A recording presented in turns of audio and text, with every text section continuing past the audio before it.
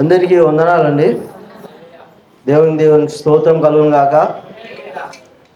బాగున్నారండి మీరు అందరూ? మరి మీరందరూ కూడా ఈ యొక్క 2024 సంవత్సరం మొదటి వారంలో మీరు అందరూ దేవుని సన్నిధికి రావడము చాలా సంతోషం. దేవుడు మిమ్మల్ని దీవించి ఆశీర్వదించును గాక. కొద్దిసేపు మనము వాక్యాన్ని ధ్యానించుకుందాం. అందరం కూడా నాతో పాటు పరిశుద్ధ బైబిల్ గ్రంథం తెరవండి. పరిశుద్ధుడు అపోస్తులైనటువంటి పౌలు గారు రాసినటువంటి రోమీయులకు రాసిన పత్రిక 12వ అధ్యాయము 1 నుంచి 2 వచనాలు మాత్రం చదువుకుందాం. కాబట్టి సహోదరులారా, పరిశుద్ధమును దేవునికి అనుకూలమైన సజీవ యాగముగా మీ శరీరములను ఆయనకు సమర్పించుకొనుడని దేవుని వాత్సల్యతను బట్టి మిమ్మును బతిమాలుచున్నాను. ఇట్టి సేవ మీకు యుక్తమైనది. మీరు ఈ లోక మర్యాదను అనుసరింపక ఉత్తమమును అనుకూలమును సంపూర్ణమై ఉన్న దేవుని చిత్తం మీద పరీక్షించి తెలుసుకున్నట్లు మీ మనసు మారి నూతన మొగట వలన రూపాంతరము పొందుడి. చిన్న ప్రార్థన చేసుకుందాం. కళ్ళు మూసుకొని నాతో పాటు ప్రార్థనలో ఏకీభవించండి.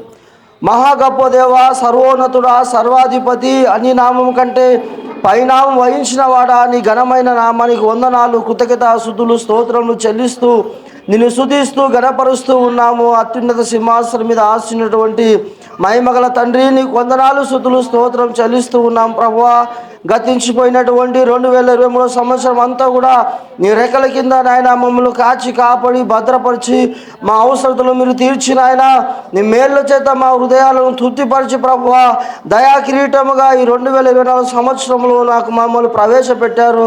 నీకు వందనాలు. ఈ మొదటి వారమున నీ సన్నిధిలో ఈ విధంగా నిన్ను స్తుతించి ఆరాధించడానికి మీరు ఇచ్చినటువంటి ఈ ధన్యకమైన కృపను బట్టి నీకు వందనాలు, స్తుతులు, స్తోత్రం చెల్లిస్తూ ఉన్నాను. గొప్ప దేవా, నీకు వందనాలు. ఇదిగో కూడి వచ్చినటువంటి నీ ప్రియ బిడ్డలందరిని బట్టి నిన్ను స్తుతిస్తూ ఘనపరుస్తూ ఉన్నాను. నాయన వాక్యాన్ని నాయన నీకు వందనాలు. నాయన చెప్పనే వింటుండగా దయతో ప్రభువా, నీ బిడ్డలు వినగలిగేటటువంటి నాయన చెవులను నాయన గ్రహించే హృదయము దయచేయమని ప్రార్థిస్తున్నాను. అల్పుడను అయోగ్యులను నాయన ఒట్టివాణ్ణి మట్టివాణ్ణి దుమ్మిని ధూళిని నాయన బలహీను నాయన నన్ను దయతో కనికరించి నీ బలమైన ఆత్మతో నన్ను నింపటి, నీ బలిష్టమైన హస్తముతో బలపరిచి నా నోట నీ వాక్కును పెట్టి ప్రభువా, నీ చేతులను నన్ను కప్పి ఉంచి వాక్యం ద్వారా కొద్దిసేపు నీ ప్రజలతో నువ్వు మాట్లాడి నువ్వు మహిమ పొందుమని యేసయ్య పరిశుద్ధ నామములో ప్రార్థిస్తున్నాను తండ్రి, ఆమేన్. ప్రభునందు ప్రియులారా, చదవనటువంటి లేఖన భాగంలో ఇక్కడ అపోస్తులైనటువంటి పౌలు గారు ఒక విషయం చెప్తా ఉన్నాడు. యాక్చువల్గా ఈ మొదటి ఈ వాక్య భాగంలో 1 నుంచి 11 వరకు పౌలు గారు ఏం రాశారంటే మానవ జాతి గురించి రాస్తాడు. దేవుని యొక్క వ్యక్తిత్వము, దేవుడు ఏమై ఉన్నాడో ఆ విషయాన్ని గురించి మొదటి అధ్యాయంలో రాశాడు.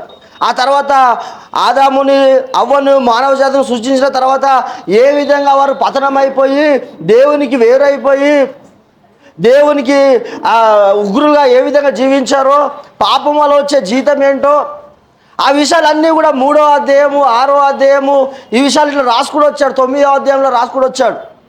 రాసుకుంటూ వచ్చి ఏం చెప్తున్నాడంటే యాక్చువల్గా 1 నుంచి 11 అధ్యాయాల వరకు ఏం చెప్పాడంటే పౌలు గారు, మానవుడు దేవునికి దూరం అయిపోయిన బట్టి ఏమొచ్చింది అంటే ఘోరమైనటువంటి మరణం వచ్చింది.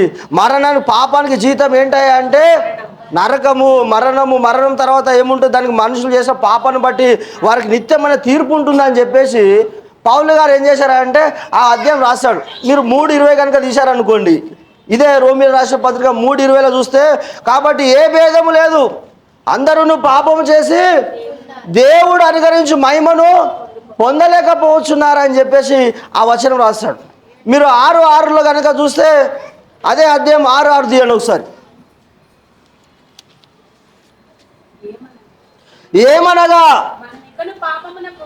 మనం ఇకను పాపమునకు దాసులము కాకుండాటకు పాప శరీరము నిరర్థకమగునట్లు. అంటే ఇక్కడ ఏం చెప్తున్నాడంటే మొదటి మానవుని ద్వారా మరణం వచ్చింది, అయితే రెండో ఆదాము ద్వారా మనకి ఏమొచ్చిందంటే జీవం వచ్చింది అని చెప్పేసి ఈ 5వ అధ్యాయం 6వ అధ్యాయం ఇట్లా రాసుకుని వచ్చాడు ఆయన. రాసుకుంటూ వచ్చి ఏం చెప్పాడంటే ఆ సంఘానికి రోమిలో ఉన్న సంఘానికి ఏం చెప్పాడంటే, పతనమైపోయినటువంటి మానవాళిని మరలా దేవుడు ఎంతో కనికరించి ఎంతో ప్రేమించి ఆయన ఏం చేశాడంటే తన కుమారుడైనటువంటి యేసుక్రీస్తుని పంపాడని చెప్పేసి అంటాడు. ఇదే అధ్యాయంలో ఒక చోట ఆ రోమీయులకు రాసిన పత్రిక 10వ అధ్యాయము 9 నుంచి చదవండి ఒకసారి.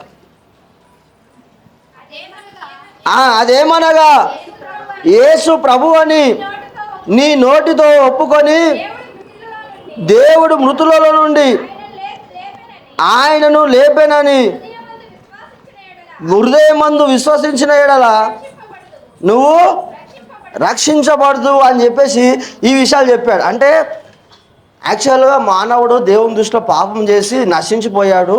మరలా దేవుడు ఏం చేశాడంటే తన కృపా బాహుల్యాన్ని బట్టి యేసుక్రీస్తుని మనందరినీ విమోచన నిమిత్తం ఆయన శిలువ మరణానికి అప్పగించడం ద్వారా ఆ శిలువలో ఆ యేసుక్రీస్తు గారు కాల్చినటువంటి ఆ పరిశుద్ధమైన రక్తం ద్వారా మనకి ఏం కలిగిందంటే పాప విమోచన కలిగింది. మనం ఏం చేయబడ్డామంటే ఇప్పుడు నూతన పరచబడ్డాం. ఇప్పుడు మనం ఏం చేయబడ్డామంటే ఒకప్పుడు మనం దేవునికి దూరస్తులము. దేవుని యొక్క ఉగ్రత, దేవుని యొక్క భయంకరమైన తీర్పు మన మీదకి రావాల్సి ఉండే. అయితే యేసయ్య వచ్చి ఏం చేశాడంటే ఎవరైతే యేసును నా ప్రభువు నా రక్షకుడు అని ఒప్పుకుంటారో, ఆయనను అంగీకరిస్తారో అటువంటి వారికి ఏమన్నాడంటే, కాబట్టి ఇప్పుడు క్రీస్తు యేసును ఉన్న వారికి ఏ శిక్షా విధి లేదని చెప్పేసి ఆ విషయాలన్నీ రాసుకుంటూ వచ్చాడు. అంటే ఏం చేస్తూ ఉన్నాడంటే ఇన్ని విషయాలు దేవుడు మన పట్ల చేశాడు కదా, కాబట్టి ఇప్పుడు మనం ఏం చేయాలని చెప్పేసి అంటున్నాడా అని చెప్పేసి అని అంటే ఈ 12వ అధ్యాయం 1వ వచనంలో ఏమంటున్నాడు? కాబట్టి అని అంటే ఎందుకు అన్నాడు అట్లా? కాబట్టి అంటే అందుకు అని అర్థం. కాబట్టి అంటే దాని వెనకాల ఒక కారణం ఉంటుంది కదా. ఎందుకు సమర్పించుకోమంటున్నాడు దేవునికి అనే శరీరాన్ని? మీ శరీరాలు దేవునికి సమర్పించుకోవడం అని చెప్పేసి ఎందుకంటున్నా అంటే అంతగా దేవునికి విరోధులమైన మనము, ఒకప్పుడు శాపగ్రస్తులైనటువంటి మనము, దేవుని యొక్క ఉగ్రత పాలైనటువంటి మనల్ని అందరినీ యేసయ్య ఏం చేశాడంటే తన కృప చొప్పున తన కరుణ చొప్పున ఆయన మనల్ని ప్రేమించి మన కొరకు కల్వరి శిలువ ప్రాణాన్ని అర్పించాడు. ఆయన యందు విశ్వాసం ఇచ్చిన మనం అందరం కూడా ఒక ముఖ్యమైనటువంటి సేవ చేయాలని చెప్పేసి అంటా ఉన్నాడు. ఏమంటున్నాడండి? ఒక ముఖ్యమైన ఒక సేవ ఉంది. ఎందుకు దేవుడు నేను విమోచించాడు? ఎందుకు నేను మరణం నుంచి, పాపం నుంచి, లోకం నుంచి నేను ప్రత్యేకపరచుకొని దేవుడు తన సంఘంలోనికి చేర్చుకున్నాడు.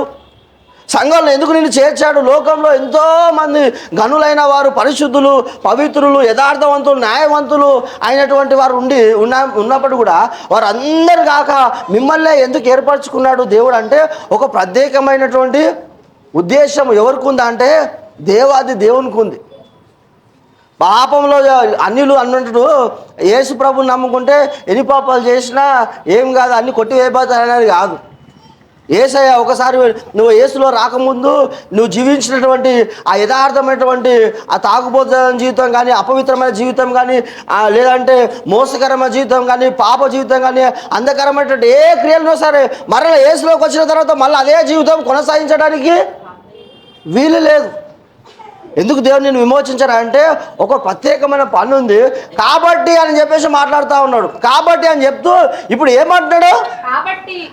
కాబట్టి ఏం చేయాలి సహోదరులారా? అంత గొప్ప రక్షణ మీకు ఇచ్చాడు కదా, కాబట్టి ఇప్పుడు మీరు ఏం చేయాలంటే ఒకప్పుడు దేవునికి దూరం అయిపోయిన మీరు అందరూ ఇప్పుడు యేసుక్రీస్తులో ఆయనలోనికి వచ్చారు. కాబట్టి ఇప్పుడు మీరు ఒక ఇంపార్టెంట్ ప్రధానమైనటువంటి విషయం చేయాలని చెప్తూ ఈ విషయాన్ని రాస్తా ఉన్నాడు. కాబట్టి సహోదరులారా పరిశుద్ధమును దేవునికి అనుకూలమైన సజీవ యాగముగా మీ శరీరములను ఆయనకు సమర్పించుకొనుడని దేవుని వాత్సల్యతను బట్టి మిమ్ములను చూడండి.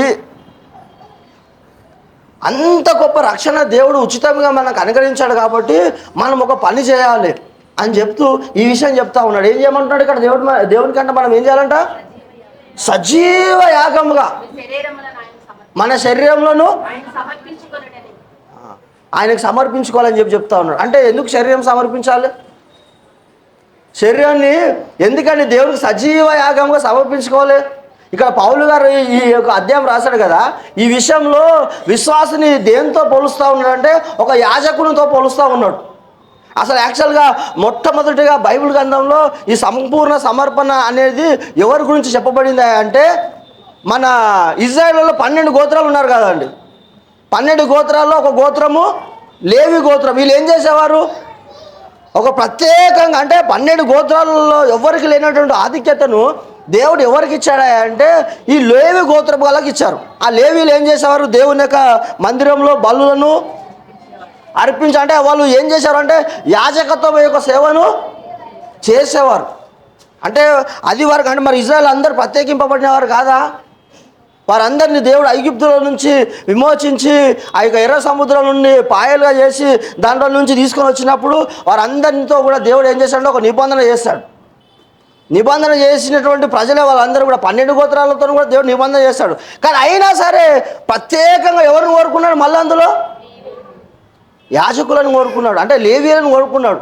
అక్కడ రాయబడింది అన్నమాట. వాళ్ళ గురించి ఏమన్నాడంటే ఆ యొక్క లేవీలను మిమ్మల్ని మీరు ప్రత్యేకపరచుకొని మీ దేవునికి మీరు ఏం చేస్తూ ఉండాలంటే బలులు అర్పించాలి, యాజకత్వం చేయాలి మీరు అని చెప్పేసి దేవుడు వాళ్ళకి ఆ యొక్క ఏమేమి చేయాలో అవన్నీ కూడా ఆ యొక్క లేవియ కాండంలో అవన్నీ రాయబడ్డాయి. అయితే ప్రభునందు పిల్లరా, ఇక్కడ పౌలు గారు కూడా ఏమంటున్నాడంటే సేమ్ అదే విధంగా యాజకులు ఏం చేయాలంటే ప్రత్యేకంగా 3 విషయాలు చేయాలి. వాళ్ళు దేవుని మందిరంలో వచ్చి బలు అర్పించక ముందు వాళ్ళు ఏం చేయాలంటే వాళ్ళు తమ వస్త్రాలను ఉతుకోవాలి, నూతనంగా ధరించుకోవాలి, వారు క్షౌరం చేసుకోవాలి. ఉండేదంటే స్నానం చేసి ఆ స్నానం ఇవన్నీ కూడా విశ్వాసికి మనకు 3 విషయాలు తెలియజేస్తూ ఉన్నాయి. ఈ నూతనమైన వాళ్ళు వస్త్రాలు ధరించుకొని యాజకత్వం వస్త్రాలు ధరించుకొని దేవుని మందిరంలో సేవ చేయాలన్నమాట. అదేవిధంగా విశ్వాసం ఒకప్పుడు మనం పాప జీవితంలో పాపం అనే మాలిన్యమైనటువంటి వస్త్రాలు కలిగినటువంటి మనం అందరం కూడా ఇప్పుడు యేసుక్రీస్తు అనే నీతి వస్త్రాలు మనం ధరించుకొని మనం ఏం చేయాలంటే దేవునికి సేవ చేయాలి. ఆనాడు యాజకుడు స్నానం చేసినట్టు ఈనాడు యేసుక్రీస్తు అనే రక్తంలో ఆయన వాక్యం ద్వారా మనం అందరం ఏం చేయాలి? స్నానం చేసిన వారే మనం అందరం. కానీ చెప్తా ఉన్నాం, మీకు అర్థం కావడానికి చెప్తా ఉన్నాం. యేసయ్యని ఎవరైతే అంగీకరించి యేసయ్య నీ రక్తంతో నన్ను కడగని అన్నారో వారందరిని ఏం చేశారంటే యేసయ్య ఒక బిడ్డని ఆ రోజంతా దుమ్ములో తిరిగి మట్టిలో తిరిగి ఇంటికి వచ్చాడనుకోండి, స్కూల్కి వెళ్ళిన తర్వాత దుమ్ములో ఆడి లేదంటే వస్తూ జారి పడిపోయాడు అనుకున్నా, మీరు ఏం చేస్తారు? అట్లనే రారా అని భోజనం పెట్టి అట్లనే వండుకోబెడతారండి. స్నానం చేసి ఆ సేమ్ తల్లి తన కుమారుని ఏ విధంగా అయితే అవన్నీ కూడా చక్కగా స్నానం చేసి మళ్ళీ అల్లారు ముద్దుగా మళ్ళీ కొత్త వస్త్రం ధరించినట్టు యేసయ్య కూడా ఏం చేస్తాడంటే రక్షించబడి కూడా అప్పుడప్పుడు మనం ఏమైనా జారిపోయి పాపం చేసి దేవుని విరుద్ధం అయితే ఏం చేస్తాడంటే దేవుడు తన కృప చెప్పునను మళ్ళా, ఎందుకంటే మనకు మొదటి యోహాను రాసినటువంటి పత్రికలో అక్కడ ఏముంటుందంటే మన పాపలు మనం ఒప్పుకొని ఆయన నమ్మదగిన వాడు నీతిమంతుడు కనుక మన పాపం నుంచి సమస్త దుర్నీతి నుంచి ఆయన రక్తంతో మనల్ని కడిగి పవిత్రుగా చేయండి అని చెప్పేసి ఉందన్నమాట. అంటే నేను ఎందుకు ఈ విషయం చెప్తున్నా అంటే ఆనాడు ఏ విధంగా అయితే ప్రత్యేకమైనటువంటి స్థానాన్ని లేవి గోత్రం వాళ్ళకి ఇచ్చారో ఈనాడు విశ్వాసులు అంటే మనకు కూడా సేమ్ అదే విధమైనటువంటి ప్రత్యేకమైన స్థానాన్ని యేసయ్య ఇచ్చాడు. మీరు మొదటి పేతురు రాసిన పత్రికలో 2వ అధ్యాయం అనుకుంటాను, అక్కడ మనం ఏమై ఉన్నామని చెప్పేసి ఏంటంటే మనం అందరము యాజకులము, పరిశుద్ధమైనటువంటి దేవునికి సొత్తైన ప్రజలమై ఉన్నారని అంటాడు అక్కడ. మొదటి పేతురు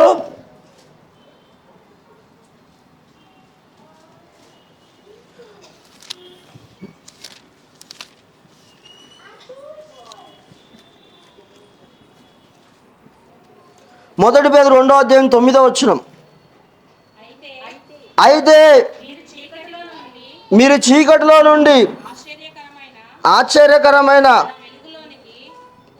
మీరు చీకటిలో నుండి ఆశ్చర్యకరమైన వెలుగులోనికి మిమ్మును పిలిచిన వాని గుణాతిశయములను ప్రచురము చేయు నిమిత్తము ఏర్పరచబడిన వంశమును, రాజులైన యాజక వంశమును, యాజక సమూహమును, పరిశుద్ధ జనమునై దేవుని సొత్తైన మనం ఏమై ఉన్నామంట? దానికంటే ముందు పైన ఏమన్నాడు? కొంచెం పైన చదివితే రాజులైన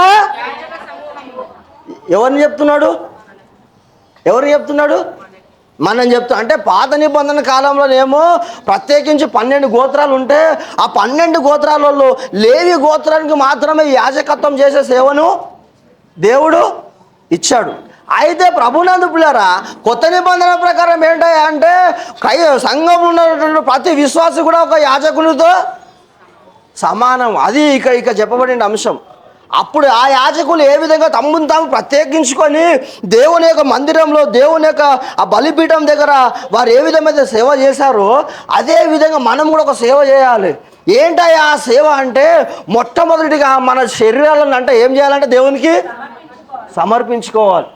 ఆనాడు యాజకులు ఏ విధంగా అయితే దేవుని యొక్క ఆయన ఇచ్చినటువంటి ఆ దివ్యమైనటువంటి పిలుపును అందుకొని దేవుని సన్నిధిలో వారు తమ్మును తాము అలంకరించుకొని తమ్మును తాము శుద్ధి చేసుకొని ఆ యొక్క దేవుని మందిరంలో పనిచేశారో అదే విధంగా ఏ విధంగా సేవ చేశారో అదే విధంగా పౌలు గారు ఏమన్నారంటే, ఆనాడు ఆ యాజకులు మాత్రం కాదు, విశ్వాసులైనటువంటి మీరు, పాపముల నుంచి విమోచించబడినటువంటి మీరు, పౌలు గారు ఇది ఇక్కడ పేతురు గారు కూడా అదే అంటున్నారు.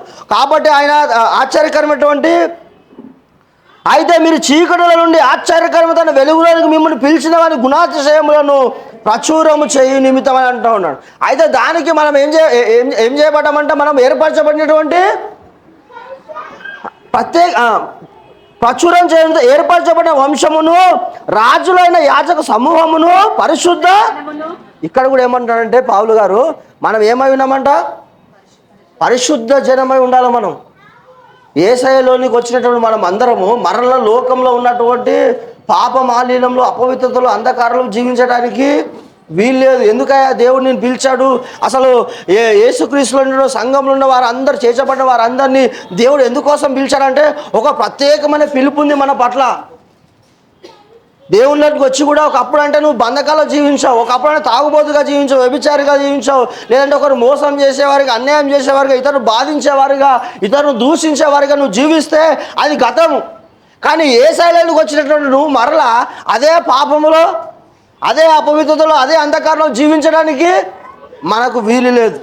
యేసయ్య ఎందుకు నేను రక్షించాడు, యేసయ్య నేను ఎందుకు లోకం నుంచి నేను ఏర్పరచుకున్నాడంటే నువ్వు ఒక ప్రత్యేకమైన జనాంగంగా జీవించడానికి, ఒక ప్రత్యేకమైన వ్యక్తిగా నువ్వు జీవించడానికి, ఒక ప్రత్యేకమైనటువంటి స్త్రీగా, ఒక పురుషుడిగా దేవునికి మహిమకరంగా నువ్వు బ్రతకడానికి దేవుడు ఏం చేశాడంటే నిన్ను పిలిచాడు.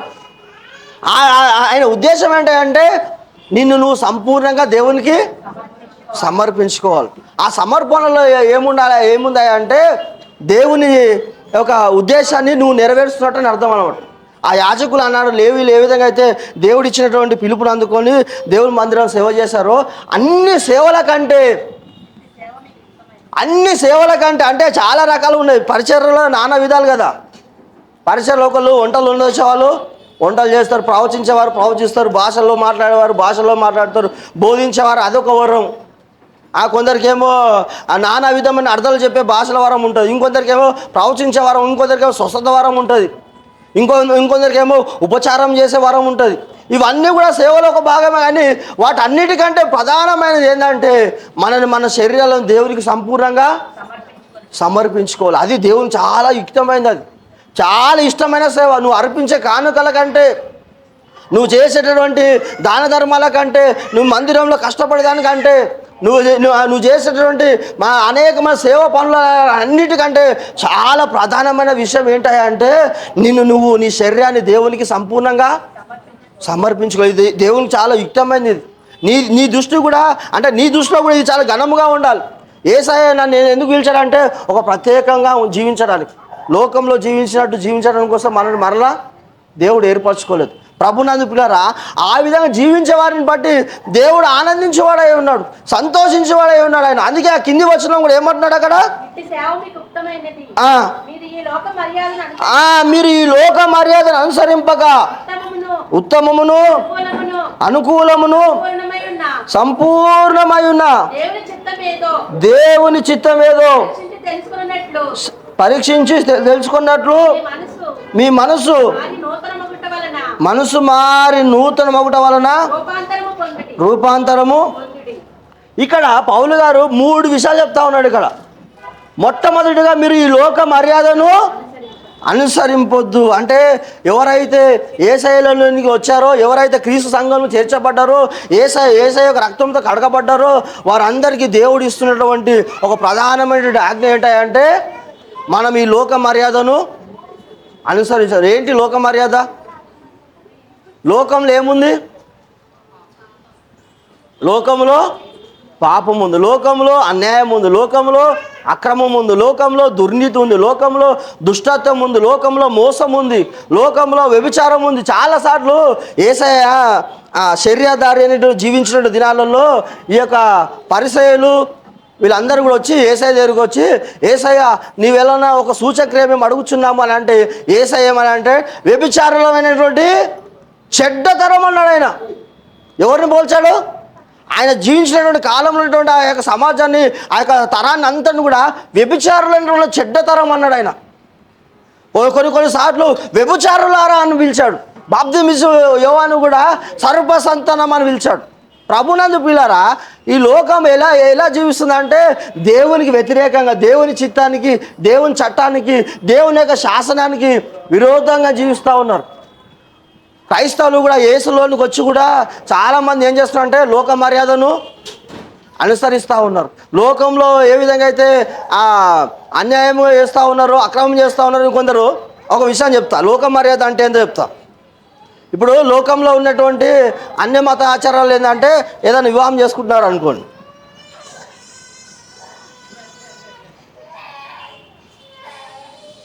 వివాహం కనుక చేసుకుంటున్నారనుకోండి, ఫస్ట్ ఏం చేస్తారండి వాళ్ళు?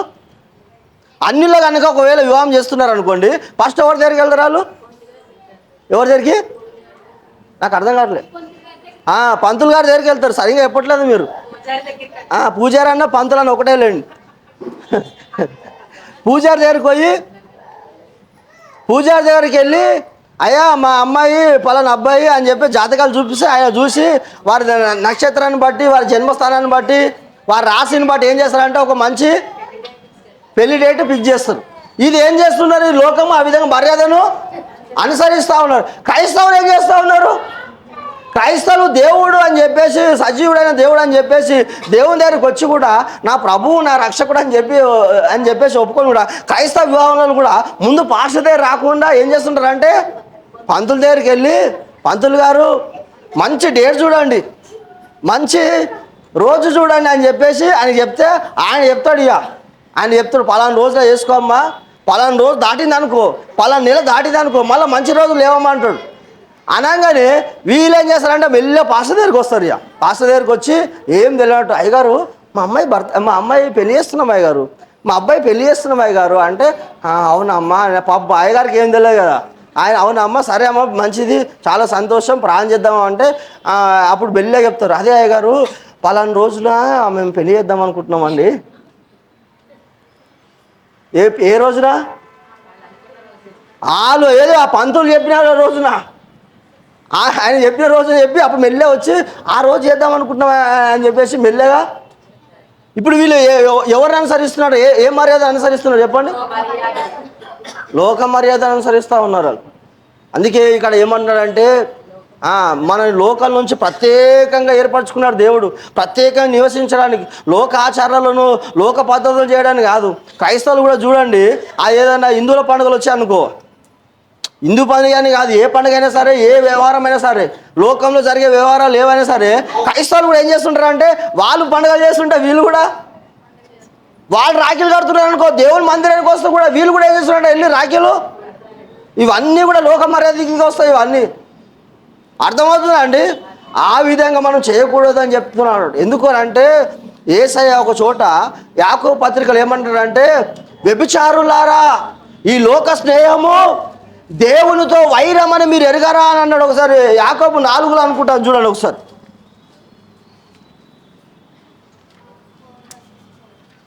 చదవము 4:4. వ్యభిచారులారా ఈ లోక స్నేహము దేవునితో వైరమని మీరు ఎరగరా? కాబట్టి ఎవడు ఈ లోకంతో స్నేహం చేయకూడను వాడు ఏమవుతాడంట? మొట్టమొదటిగా ఎవరైతే ఈ లోక మర్యాదను అనుసరిస్తుంటారో, లోక వ్యవహారాల్లో జీవిస్తుంటారో, అంటే లోకంలో ఏం చేస్తుంటారంటే వ్యభిచారం అనేది ఇప్పుడు పాపం కాదు. వింటున్నారా అండి? ఇప్పుడు మన సుప్రీంకోర్టు కూడా ఏం చేసిందంటే, ఆమెకి ఈయనకి ఇష్టం ఉంటుంది అనుకోండి, అంటే మీకు అర్థం కాదు చెప్తున్నా, నాకు మ్యారేజ్ అయింది అనుకోండి, అమ్మ కొంచెం మీరు పిల్లల్ని కొద్దిసేపు మీ ఆధీనంలో పెట్టుకోనండి, నా భార్య మ్యారేజ్ అయిన తర్వాత నాకు కానీ నా భార్య కానీ ఇంకా వేరే వాళ్ళకి ఇష్టం ఉందనుకోండి, వాళ్ళు ఇష్టపడి వ్యభిచారం చేస్తే అది ఈ లోక చట్టం ప్రకారం ఏంటంటే అది పాపం కాదంట. అది ఎందుకంటే ఈమెకు స్వతంత్రమైన హక్కు ఉంది, ఆయనకి స్వతంత్రమైన హక్కు ఉంది కాబట్టి వాళ్ళు ఇష్టపడి చేస్తారు కాబట్టి మేము దాన్ని వ్యభిచారం కింద పరిగణించాము అని చెప్పేసి మొన్న మన హైకోర్టు గారు జడ్జిమెంట్ ఇచ్చారు. అది లోకం చేసేటటువంటి పోకడ. అది లోకంలో ఏం చేస్తుంటారంటే చాలామంది అన్యాయం చేస్తుంటారు, అక్రమం చేస్తూ ఉంటారు, కొందరు ముంచుతుంటారు. నాకు తెలిసిన క్రైస్తవుడు ఒక ఆయన ఉన్నాడు. ఆయన ఏం చేస్తుంటారంటే రియల్ ఎస్టేట్ వ్యాపారం అయినది.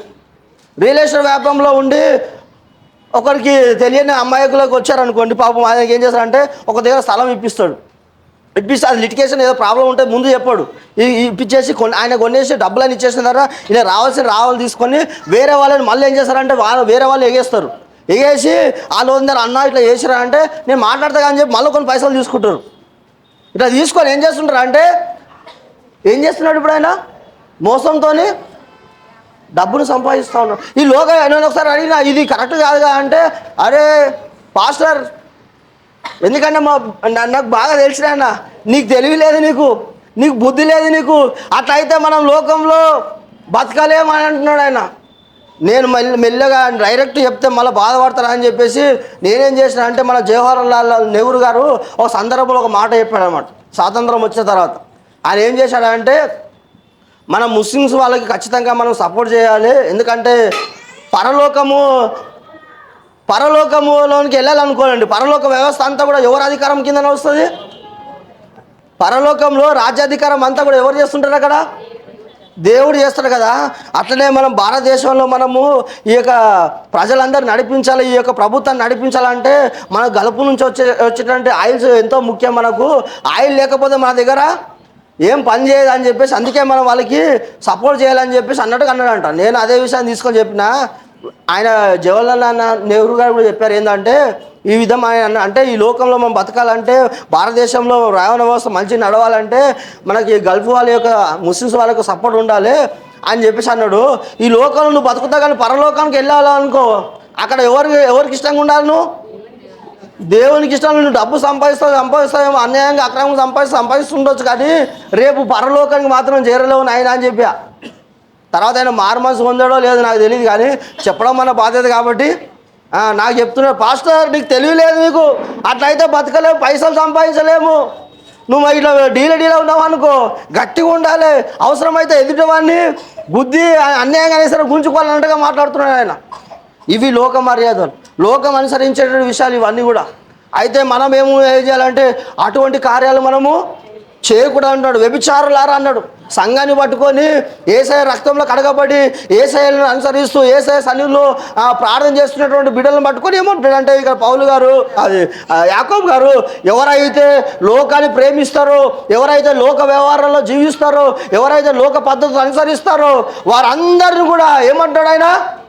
వ్యభిచారులారా. అంటే ఒక వ్యభిచారిని ఏ విధంగా సమాజం చూసి అసహించుకుంటుందో అదేవిధంగా ఈ లోక మర్యాదను ఎవరైతే అనుసరిస్తారో, లోకంలో ఉన్న ఆచారాలను ఎవరైతే అనుసరిస్తారో అటువంటి వారిని చూసి దేవుడు అదే చెప్తా ఉన్నాడు. వారిని దేవుని దృష్టి వారు ఎటువంటి వారు అంట? వ్యభిచారులతో సమానం. అంత మాత్రమే కాకుండా వ్యభిచారులారా ఈ లోక స్నేహము దేవునితో వైరం అని మీరు ఎరగారా అంటూ ఉన్నాడు. అంటే ఎవరైతే లోకంతో స్నేహం చేస్తుంటారో వీరు ఎవరితో శత్రుత్వం పెట్టుకుంటున్నారు? ఇప్పుడు దేవునితో శత్రుత్వం పెట్టుకుంటా ఉన్నారు. జాగ్రత్త. లోకంలో ఉన్నటువంటి ఆచార వ్యవహారాలు మనము అనుసరించడానికి వీల్లేదు. ప్రభువుని అందుకులారా వాడు దేవునికి ఏమవుతాడని చెప్తున్నాడు? శత్రువుని అవునాడంట. అంటే ఎవరైతే ఈ లోకాన్ని విశ్వాన్ని పరిపాలిస్తున్నటువంటి ఆ ప్రేమమూర్తి అనేటువంటి దేవునితో వీళ్ళు ఏం చేస్తున్నారు? శత్రుత్వం పెంచుకుంటా ఉన్నారు. దేవుడికి అసహ్యమైన వాటిని మన జీవితంలో మన బ్రతుకులో రానివద్దు. ఒక సందర్భంలో ఏం జరిగిందంటే మీ అందరికీ తెలిసిన విషయమే. యోసేపు గారు ఉన్నాడు. ఆయన యోసేపు తెలుసు కదండి మీకు. యోసేపు గారు దేశంలో ఆయన పాపము అన్యాయంగా చెరసాలలో అనుభవించాడు.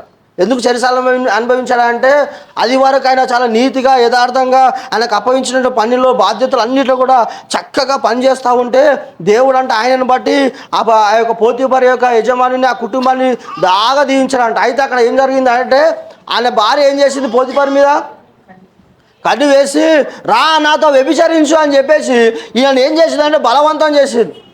ఆయన బలవంతం చేయడం కాదు, ఆమెను ఈయన బలవంతం చేసి. ఎందుకంటే యోసేపు అప్పటికి యవ్వన కాలంలో ఉన్నాడు, చాలా రూపవంతుడు, అందగాడు.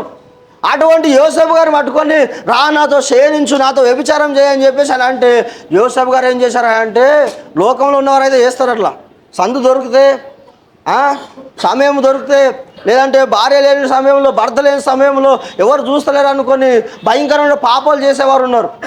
అయితే అక్కడ యోసేపు గారు ఏమన్నారంటే, ఇంత ఘోరమైన పాపము చేసి, ఇంత ఘోరమైన దుష్కారం చేసి నా దేవునికి విరోధముగా ఈ పాపాన్ని నేను ఎలా కట్టుకుందని అన్నాడు. విశ్వాస జీవితంలో కూడా, మన జీవితంలో కూడా ఆ విధమైన తీర్మానం కలిగి ఉండాలి. ఎందుకు మనల్ని దేవుడు లోకం నుంచి ఏర్పరచుకున్నాడు? ఎందుకు ఎంతో అమూల్యమైన రక్షణను నీకు అనుగ్రహించాడు అంటే, నువ్వు పరిశుద్ధంగా జీవించడానికి, నీ శరీరం ద్వారా దేవునికి సంపూర్ణంగా నిన్ను సమర్పించుకొని దేవుని మహిమ కొరకు బ్రతకడానికి దేవుడు నేను ఏం చేశాడంటే సంఘంలోనికి పిలిచాడు, నేను ఏర్పరచుకున్నాడు. ఆయన తన విలువైనటువంటి రక్తాన్ని కార్చాడు నీ కొరకు. మరలా నువ్వు అదే పాపంలో, మోసంలో, అన్యాయంలో, అక్రమంలో జీవించడం కోసం కాదు. ఆ విషయం చెప్తా ఉన్నాడు ఇక్కడ. మీరు ఈ లోక మర్యాదను మనము అనుసరింపవద్దు. అనుసరింపకుండా ఏం చేయమంటారు? రెండోది, ఉత్తమమును అనుకూలమైన సంపూర్ణమైన దేవుని చిత్తమేదో పరీక్షించి తెలుసుకున్నట్లు మీ మనసు మారి నూతన మగుట వలన. ఇక్కడ విశ్వాస జీవితం జరగవలసినటువంటి ఒక ప్రాముఖ్యమైన విషయం చెప్తా ఉన్నాడు. మనం ఈ లోక మర్యాద అనుసరించకుండా ఏం చేయాలంటే, మన మనసులను ఉత్తమమును అనుకూలమైన సంపూర్ణమైన దేవుని చిత్తం మీద పరీక్షను తెలుసుకున్నట్లు మీ మనసు మారి నూతన మగుట వలన. ఆ విశ్వాస జీవితంలో ప్రతిదినం కూడా ఏం చెందుతూ ఉండాలంటే, మనం యేసయ్య యొక్క పోలికలోనికి రూపాంతరం చెందాలి. యేసయ్య మహిమలోనికి, యేసయ్య వాక్యంలోనికి, యేసయ్య స్వరూపంలోనికి మనం ఏం చేయబడుతుండాలంటే అనుదినం కూడా పరివర్తన చెందుతూ ఉండాలి. యేసయ్య యొక్క స్వరూపంలోనికి మనం చెక్కబడుతూ ఉండాలి. అది అది అది మొట్టమొదటి ఎక్కడ జరగాలంటున్నాడు? మొట్టమొదటిగా నీ మనసు మారాలి, నీ తలంపులు మారాలి, నీ ఆలోచనలు మారాలి.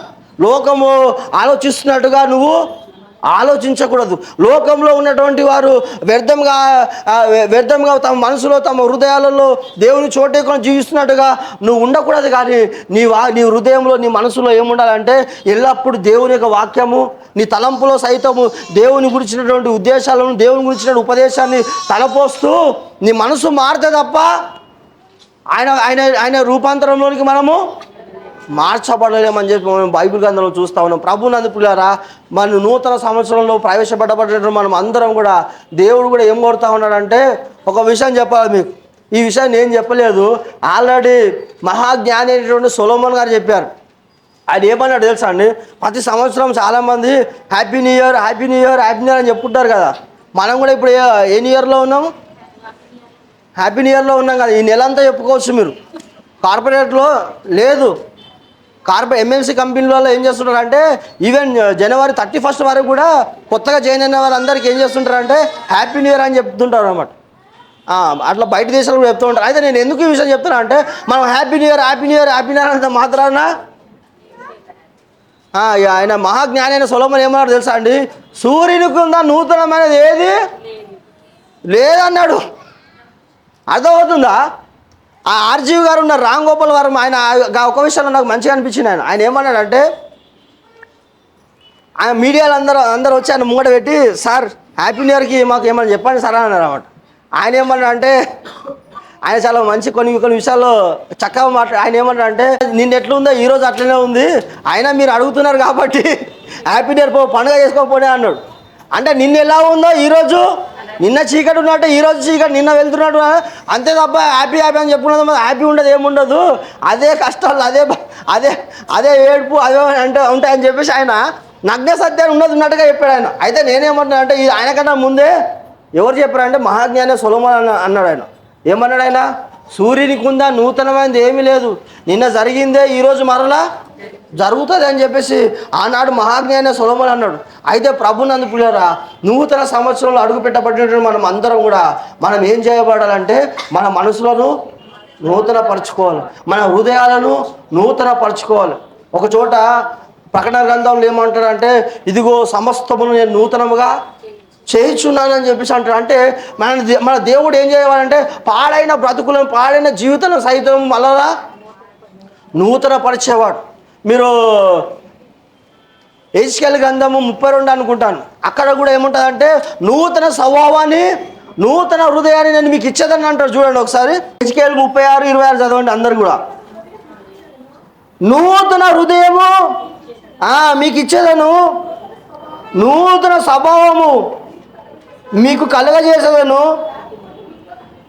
రాతి గుండె మీలో నుండి తీసివేసి మాంసపు గుండెను మీకు ఇచ్చేదను అని చెప్పేసి అంటున్నాడు. ప్రభునందు ప్రియులారా, ఒకవేళ యేసులోనికి వచ్చి కూడా నీ స్వభావం మారకుండా, నీ జీవితం మారకుండా, నీ బ్రతుకు మారకుండా, నీ మనసు మారకుండా ఉంటే కనుక యేసయ్య సన్నిధిలో ప్రభువా ఈ నూతనమైన సంవత్సరం నాకు దయా కిరీటముగా నువ్వు ధరింపజేసావు కాబట్టి, నీ కుటుంబంలో నీ భర్త కానీ నీ పిల్లలు కానీ మారు మనసు లేని స్థితిలో ఉంటే ప్రభువా నీ కృప చొప్పున నా భర్తను, నా భార్యను, నా పిల్లలను ఈ యొక్క నూతన సంవత్సరం ప్రవేశపెట్టావు కదా ప్రభువా, నీకు వందనాలు అని చెప్పేసి యేసయ్య పాదాలు పట్టుకొని నా జీవితాన్ని, నా పిల్లల జీవితాన్ని నీకు సమర్పిస్తున్నాను తండ్రి. నీ మహిమ కొరకు మేము జీవించినట్లుగా మాకు ఏం చేయాలంటే సహాయం చేయి, మాకు బ్రతుకులను మార్చు, మాకు నూతన స్వభావాన్ని కలుగజేయని చెప్పేసి మనం యేసయ్య సన్నిధిలో పాదాలు పట్టుకోవాలి. ప్రభునందు ప్రియులారా, ఎవరైతే దేవుని చిత్తాన్ని నెరవేరుస్తారో, దేవుని యొక్క వాక్య ప్రకారం జీవిస్తారో అటువంటి వారిని దేవుడు ఏం చేస్తాడంటే సమృద్ధిగా దేవుడు దీవిస్తాడు, ఆశీర్వదిస్తాడు.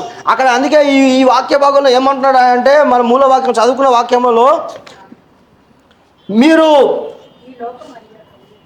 అనుసరింపగా ఉత్తమును అనుకూలమైన సంపూర్ణమై ఉన్న దేవుని చిత్తమేదో పరీక్షించి తెలుసుకున్నట్లు మీ మనసు మారి నూతన మగుట వలన ఏం చేయాలంట మనము? యాక్చువల్గా దేవుని చిత్తం ఏంటండి? దేవుని చిత్తం అంటే ఏందో చెప్తాను చూడండి జాగ్రత్తగా. ఒక్కసారి బైబిల్ గ్రంథంలో దేవుడు ఈ విధంగా నడుచుకోవాలి కుమారుడా, ఈ విధంగా నీ కుమార్తె విషయంలో కానీ, వివాహ విషయంలో కానీ, నీ ఉద్యోగ విషయంలో కానీ, నీ అనుదినటువంటి జీవిత విధానంలో, నడక విషయంలో, పడక విషయంలో, నువ్వు మాట్లాడే మాటల విషయంలో, వీటన్నిటి విషయంలో బైబిల్ చాలా స్పష్టంగా చెప్తా ఉంది. ఉదాహరణకు మనం మాట్లాడుతున్న మాటలు ఉన్నాయనుకోండి, ఎవరో కష్టంలో ఇప్పుడు అభిషేకమన్నా ఏదో జాబ్ లేదని చెప్పేసి అన్న ఇట్లా జాబ్ లేదని చెప్పి ఏదో చెప్పాడు అనుకోండి, అన్న ప్రార్థన చేయన్నా నాకు ఏదో మంచి జాబ్ వచ్చేటానికి ప్రార్థన చేయాలంటే నీకు జాబ్ వస్తుంది రాదు, నేను ఇల్లు కడుతున్నాను నాకు ఎవరైనా సాయం చేసినట్టు ప్రార్థన నీకెందుకు వస్తుంది, నీకు రాదు, నీకు కొందరు అట్లా మాట్లాడే వాళ్ళు ఉంటారు. అటువంటి మాటలు మనము దుఃఖంలో ఉండేవారని వచ్చారనుకోండి, నీకు అట్లనే జరగాలి, నీకు అట్లనే జరగాలి అని చెప్పేసి కొందరు వలికే వాళ్ళు ఉంటారు. ప్రభువునందు ప్రియులారా, బైబిల్ కన్నా ఏం చెప్తుందంటే ఆ విషయంలో దేవుని చిత్తం ఏంటంటే మనము వినువారికి అనుకూలమైన వచనాలు మాత్రమే చెప్పాలి. మన సంభాషణ ఎట్లుండాలంట? ఉప్పు వేసినట్టు చాలా రుచికరంగా ఉండాలని. అంటే కూరలో అన్నీ నువ్వు చికెన్ వేయి, మటన్ వండు, ఏమని వండు, అందులో ఉప్పు కనుక వేయలేవు అనుకోండి రుచికరంగా ఉంటుంది అది. అట్లనే నీ సంభాషణ కూడా ఎట్లుండాలంటే ఎదుటి వారితో నీ సంభాషణ నువ్వు మాట్లాడే ప్రతి మాటలో దయ ఉండాలి, అందులో కనికరం ఉండాలి, యేసయ్య ప్రేమ ఉండాలి, యేసయ్య వాక్యం ఉండాలి అని చెప్పేసి ఆ విషయంలో కూడా ఏంటంటే దేవుని చిత్తం ఏంటంటే మనం ఏ మాటలు వాడితే ఆ మాటలు బైబిల్ చాలా స్పష్టంగా చెప్తుంటే మీ నోటి నుంచి బూతులైనను సరశక్తులైనను ఏం చేయదంటాడు? మాట్లాడకూడదు. అటువంటి మాటలు మీ నోటి నుంచి రానే వద్దంటాడు. కొందరేమో అంటే నోరు తెరిస్తే శాపగ్రస్తురాలా, ఆ శపించబడినవర్రా, నువ్వు నాశనం అవుతావురా, నువ్వు నన్ను దుఃఖపరిచి నువ్వేం సంపాదిస్తావురా అని చెప్పేసి పలికేవారు ఉన్నారు. బైబిల్ కన్నా ఏం చెప్తుందా అంటే, నాయన మనం ఏం చేయాలంటే ఆశీర్వాదం మాటలు తప్ప, దీవెన మాటలు తప్ప మనము ఎవరిని కూడా శపించకూడదు అంటుంది. అది బైబిల్ చిత్తం, అదే దేవుని చిత్తం. అంటే ఒక్కసారి బైబిల్ గ్రంథంలో దేవుడు ఏదైతే రాసి పెట్టాడో తెలియజేస్తాడో ఈ విధంగా నువ్వు నడుచుకోవాలని చెప్పేసి వివాహ విషయం ఉంది. వివాహ విషయంలో దేవుని చిత్తం ఏంటి? పరిశుద్ధులు ఒక విశ్వాసం చేసుకోవాలని చెప్పేసి ఉంది. విడాకుల విషయంలో దేవుని చిత్తం ఏంటంటే భార్య భర్తలను దేవుడు ఏం చేశాడు? జతపరచాడు కాబట్టి మనుషుడు వేరు అది దేవుని చిత్తం. ఇవే అంటే దేవుడు ఏదైతే బైబిల్ గ్రంథం తెలియజేశాడో దాని ప్రకారం నడవడమే దేవుని చిత్తం. అందులో ఒక చిత్తం ఏంటంటే మనం పరిశుద్ధులు అగుటయే దేవుని చిత్తం. ఒకసారి అది ఒకటి నేను చెప్పి నేను ముగించేస్తాను. దశలోనికి రాసిన పత్రిక రండి.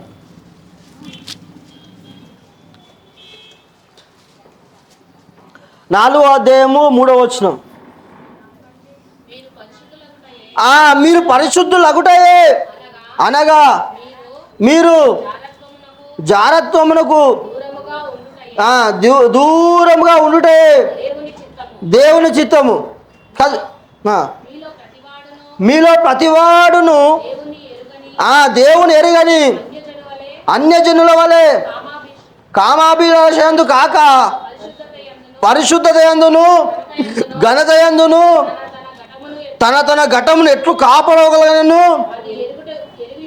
అది ఎరిగి ఉండుటయే దేవుని. చూడండి, ఇక్కడ దేవుని చిత్తం గురించి స్పష్టంగా చెప్పాడు. చాలా ఉన్నాయి, ఏడు విషయాలు ఉన్నాయి. అయితే అందులో మొట్టమొదటి ప్రధాన అంశం ఏంటంటే మనం ఎత్తుకునేటువంటి బైబిల్ గ్రంథం కూడా ఏమన్నాడు, మీరు ఉత్తమును అనుకూలమైనటువంటి దేవుని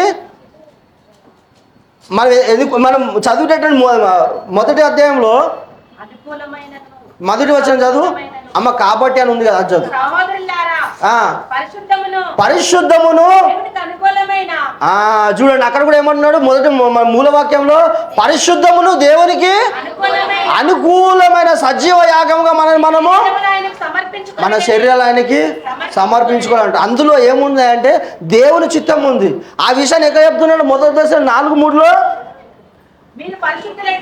మీరు పరిశుద్ధులు అగుటయే అనగా జారత్వముగా. అంటే భార్య ఉందనుకోండి, భర్త ఉన్నాడు అనుకోండి, నా భర్త అంటే భార్య భర్తలు ఉన్నారు అనుకోండి, భార్య భర్తలు ఉన్నటువంటి ఆ పరిశుద్ధమైనటువంటి కలయిక వారిద్దరి మధ్యలో తప్ప వేరే వారితో ఇంకోటి ఉండకూడదు. ఆ విషయం చెప్తా ఉన్నాడు అక్కడ. ఆ విషయం చెప్తూ ఆ విషయాన్ని రాస్తూ ఏమంటాడంటే, మీరు పరిశుద్ధులుగా ఉండటయే దేవుని చిత్తము అని చెప్పేసి చెప్తా ఉన్నాడు. లోకంలో ఉన్న వాళ్ళు ఏం చేస్తుంటారంటే, లోకంలో ఉన్నవారు ఎప్పుడు కామాన్ని తీర్చుకుందామా, ఎప్పుడు వ్యభిచారం చేద్దామా, ఎప్పుడు వ్యభిచార కొంపలోకి వెళ్దామా, లేకపోతే ఎప్పుడు ఇతర కుటుంబాలను పాడు చేద్దామా అని చెప్పేసి అలా అటువంటి అభిలాష కలిగి జీవిస్తూ ఉంటారు చాలామంది. కాబట్టి మీరు ఎలా ఉండాలంటే ఆ విధంగా ఉండకూడదు. ప్రతివాడు తన తన పరిశుద్ధతను ఏ విధంగా కాపాడుకోవాలి. ఈ విధమైనటువంటి స్థలాల్లో నేను నిలబడితే, ఇటువంటి పరిస్థితుల్లో నేను వెళ్తే నా జీవితం అపవిత్రమవుతుంది. కాబట్టి నేను ఏం చేస్తూ ఉండాలంటే అటువంటి వాడికి దూరంగా ఉండాలని చెప్పేసి ప్రతివాడు కూడా ఏం చేస్తుండాలంటే తన తన పరిశుద్ధతను, తన తన ఘనతను, తన తన ఘటాన్ని ఏం చేస్తూ ఉండాలంట, కాపాడుకుంటూ ఉండాలంట. అదే ఏంటంటే దేవుని ఉద్దేశం, అదే దేవుని యొక్క చిత్తం. ప్రభునందు పిల్లారా, ఈ నూతన సంవత్సరంలో అడుగు పెట్టబడిన మనం అందరం కూడా మొట్టమొదటిగా మన జీవితాలు ఏం చేయాలి? దేవునికి సమర్పించాలి. రెండోది, మనము లోక మర్యాదలను అనుసరించకూడదు. మూడోది ఏంటంటే మన మనసులను, మన హృదయాలు, మన తలంపులను రూపాంతరం చెందాలి. ఏ విధంగా అయితే యేసయ్య రూపాంతరం కొండ మీద ఆయన రూపాంతరం చెందాడో ఆ విధంగా మన హృదయాలను, మన జీవితాలను, మన బ్రతుకులను, మన కుటుంబాలను ఏం చేస్తున్నాడంటే యేసయ్య యొక్క స్వరూపంలోనికి మనం అందరము చెక్కబడుతూ ఉండాలి, మార్చబడుతూ ఉండాలి. నాలుగోదిగా ఏంటంటే మనం పరిశుద్ధంగా జీవించాలి. పరిశుద్ధంగా అగుటయే దేవుని చిత్తం. మనం ఎందుకు పిలువబడ్డాము అంటే మొదటి కొరింథీ రాసిన పత్రిక 1వ అధ్యాయంలో 3వ వచనం అనుకుంటాను, అక్కడ కూడా పరిశుద్ధంగా ఉండేటకు పిలువబడ్డాము మనం అందరం కూడా. 1వ అధ్యాయము 2వ వచనం, కొరింథీలోనున్న దేవుని సంఘమునకు అనగా క్రీస్తు యేసునందు పరిశుద్ధపరచబడిన వారై పరిశుద్ధులుగా. ఎందుకు పిలవడ్డామంటే మనము మొట్టమొదటిగా మనల్ని ఏం చేశాడంటే యేసయ్య పరిశుద్ధపరచాడంట. పరిశుద్ధపరచబడిన మనము మరలా పందిని ఎంతసేపు అడిగినా కూడా అది మళ్ళీ బురద కనిపించింది అనుకోండి, ఆహా ఏమి నా అదృష్టము, ఏమి నా భాగ్యము అని చెప్పేసి మీరు దానికి మంచి వస్త్రాలు కుట్టేయండి, సూటు బూటు ఏది కానీ కుట్టేది, దాన్ని బంగారం చేయండి. అవన్నీ కాదు, పోతూ మధ్యలో పంది బురద కనిపించదు అనుకోండి, ఆహా ఏమి నా భాగ్యం అని చెప్పేసి ఏం చేస్తా అంటే మంచిగా పోయి దుంకి అల్లనే మసులుతూ ఉంటుంది. అందుకోసం కాదు మనం నిలబడ్డది. ఒకప్పుడు యేసుక్రీస్తుకు వేరుగా ఉండి అటువంటి పాప జీవితం కొనసాగిస్తూ అప్పుడు జీవించి ఉండొచ్చు. కానీ ఎప్పుడైతే యేసులోనికి వచ్చి యేసయ్య రక్తంతో కడపడం మనం అందరము మరలా ఎందుకు మనం పిలవబడ్డాం అంటే పరిశుద్ధులుగా జీవించడానికి. మన పిలుపు ఏంటంటే పరిశుద్ధంగా బ్రతకడానికి మనం దేవుడు పిలిచాడు. ప్రభునందు ప్రియులారా, ఈ యొక్క వాక్యాన్ని మీరందరూ కూడా మీ హృదయంలో మీ జీవితాల్లో భద్రపరుచుకొని యేసయ్య వాక్యాలు మనం చెప్పబడి ఈ నూతన సంవత్సరంలో ప్రవేశపెట్టడం మనందరికీ ఎవరైతే తమ జీవితాలను దేవుని సమర్పించుకుంటారో అదే వారి పట్ల దేవుని యొక్క చిత్తం, అదే ప్రధానమైన సేవ. ఆనాడు యాజకులు ఏ విధంగా అయితే దేవుని యొక్క మందిరంలో ఆ పరిచయం చేశారో, ఎవరైతే తమ శరీరాలను తమ జీవితాలను యేసయ్య సమర్పించి ఆయన వాక్య ప్రకారం నడుస్తుంటారో వారే ఏం చేస్తున్నట్టు దేవుని యొక్క సేవను చేస్తున్నట్టుగా మనం వాక్యంలో చూస్తూ ఉన్నాం. కాబట్టి ఆ విధంగా మన జీవితాలను ప్రభు సమర్పించుకొని ఆయనకి ఇంపైనటువంటి సువాసన యాగముగా మన బ్రతుకులను మన జీవితాలను సమర్పించుకొని దేవుని మహిమ కొరకై మనం బ్రతుకుదాం. దేవుడు మిమ్మల్ని మీ కుటుంబాలను దీవించి ఆశీర్వదించును గాక. ప్రార్థన చేసుకుందాం, కళ్ళు మూసుకోనండి. ఇంతవరకు కూడా మనం అందరము ఈ నూతన సంవత్సరంలో ప్రవేశపెట్టబడి మనం అందరం కూడా దేవుడు మన నుంచి ఏం ఆశిస్తూ ఉన్నాడంటే మన జీవితాలను మన బ్రతుకులను మన మనసులను మార్చుకొని ఆయనకు సంపూర్ణంగా సమర్పణ కలిగి జీవించడే దేవుని యొక్క ఉద్దేశం అని, దేవుని యొక్క చిత్తమని మనం వాక్య భాగం మనం చూస్తాం. ప్రభునందు ప్రియులారా, చాలామంది మందిరానికి వస్తూ కూడా లోకంలో ఉన్న మర్యాదను అనుసరించి జీవించేవారు ఉన్నారు. లోక భోగాలలో లోకంలో ఉన్నటువంటి ఆ పాప సంబంధమైనటువంటి అంధకార క్రియలలో పాల్గొనేవారుగా ఉన్నారు. మనం ఆ విధంగా ఉండకూడదని చెప్పేసి బైబిల్ గ్రంథం మనం సెలవిస్తూ ఉంది.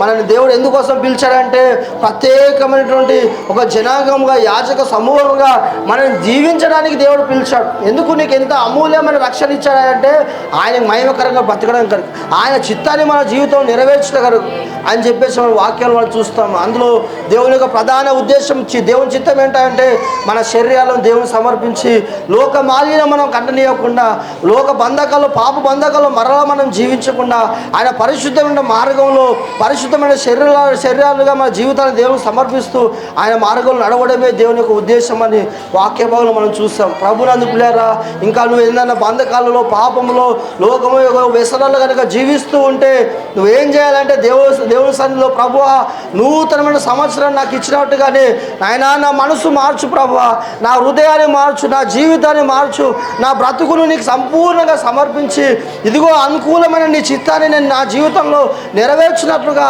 నా శరీరాన్ని నీకు సమర్పిస్తూ ఉన్నాను ప్రభువా అని చెప్పేసి మీ శరీరాలు కనుక దేవునికి సమర్పిస్తే దేవుడు నిన్ను నీ కుటుంబాన్ని దీవించడానికి ఆశీర్వదించడానికి ఆయన సిద్ధంగా ఉన్నాడు. నువ్వు ఎటువంటి బంధకాల్లో ఉన్నప్పటికీ దేవుడు వాటి అన్నిటి నుంచి విడిపించి నేను పవిత్రపరచగలిగినటువంటి శక్తిమంతులకు దేవుడు ఆయన సన్నిధిలో మొరపెడితే తప్పక నీ జీవితాన్ని రూపాంతరపరిచి నేను అనేకులకు ఆశీర్వాదంగా నిలబెట్టడానికి దేవుడు సమర్థుడు. ప్రార్థన చేసుకుందాం. పరిశుద్ధుడా, మహోన్నతుడా, మహాగణుడా, నీ ఘనమైన నామానికి వందనాలు, స్తుతులు, స్తోత్రం చెల్లిస్తూ ఉన్నాం ప్రభువా. ఇదిగో నాయనా నీకు వందనాలు అయా, నీ స్తోత్రం చెల్లిస్తున్నాను. ఈ 2020 సంవత్సరం ప్రభువా అయా మాకు దయా కిరీటం ధరింపజేస్తావు నాయనా, నీకు వందనాలు. సంవత్సరాలు గతించడం కాదు కానీ ప్రభువా మా జీవితంలో నీ కార్యము కూడా నూతన పరచు నాయన. మా మనసులను, మా హృదయాలు, మా తలంపులు, మా ఆలోచనలను దేవా నీకు వందనాలు. ఇదిగో ప్రభువా నీకు అనుకూలంగా మార్చమని ప్రార్థిస్తున్నాను. ప్రతి బిడ్డ కూడా ప్రభువా నీకు వందనాలు. నూతన హృదయాన్ని, నూతన స్వభావాన్ని, నూతనమైనటువంటి నాయన రూపాంతరం చెందిన అనుభవాన్ని దయచేయండి. ఇంకా వారి బ్రతుకులలో, వారి హృదయాలలో ప్రభువా నీకు సమర్పణ లేని జీవితం కనుకుంటుందని దయతో తొలగించండి. లోక మర్యాద వారు అనుసరిస్తూ ఉంటే వాటిని వారి బ్రతుకులోంచి తొలగించివేయమని ప్రార్థిస్తూ ఉన్నాను. తండ్రి నీకు వందనాలు. మా శరీరాలు, మా జీవితాలను ప్రభువా నీకు సమర్పించిన ఆయన నీ మహిమ కొరకు బ్రతుకోవడం మాకు నేర్పించండి. ఈ లోకంలో పవిత్రంగాను పరిశుద్ధంగాను నిందారహితులుగాను ప్రభువా నీ మహిమకరంగా జీవించేటటువంటి కృపను నాయన ఇక్కడ బిడ్డలందరూ కూడా మీరు అనుగ్రహించిన ఆయన అయాను మహిమ పొందమని ప్రార్థిస్తున్నాను. వాక్యము వినేటువంటి బిడ్డలందరూ కూడా ప్రత్యేకించి మీరు దీవించండి, మీరు ఆశీర్వదించండి, వారు బలపరచండి. వారి కన్నీటిని, దుఃఖాన్ని నాయన నీకు స్తోత్రం చెల్లిస్తున్నాను. మీరు తుడిచివేయమని ప్రార్థిస్తున్నాను. నీ బిడ్డలను నాయన నీకు వందనాలు. ఈ యొక్క నూతన సంవత్సరంలో ప్రభువా నీకు వందన తమ జీవితాలు నీకు సంపూర్ణంగా సమర్పించిన ఆయన అయా నీ మహిమలో, నీ మహిమ కొరకే వారు జీవించినట్టుగా నీ ఆత్మీయ విషయంలో అన్ని విషయంలో దినదినం ఎదుగుతూ ఫలిస్తూ నీ యొక్క స్వరూప రూపాంతరం చెందినట్లుగా నీ కృపను వారి పట్ల విస్తరింపజేస్తూ మహిమ పొందుమని పరమ తండ్రి నీకు వందనాలు, స్తుతులు, స్తోత్రం చెల్లిస్తూ యేసయ్య పరిశుద్ధ నామములో ప్రార్థిస్తున్నాను తండ్రి. ఆమేన్.